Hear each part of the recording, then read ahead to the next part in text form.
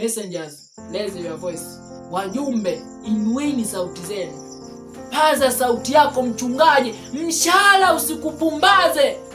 Yesu anauliza itamfaidia nini mtu kupata ulimwengu wote? Aya, sio tu mshahara wa 500,000 si milioni. Ulimwengu wote basi ni wa kwako. Itafaidia nini? Alafu nafsi yako inapotea.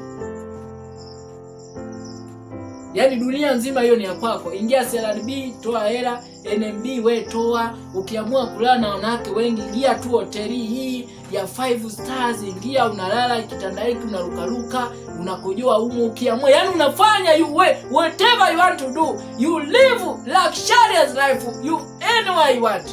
Tembelea gari unayotaka. Chukua V8 leo BM, chukua hii itakufaidia nini maisha yako? Utakuja kugundua kwamba hakuna kitu kizuri kwenye dunia. Mwanadamu bila Kristo hana chochote, hana chochote na hawezi kuwa kamwe na tumaini.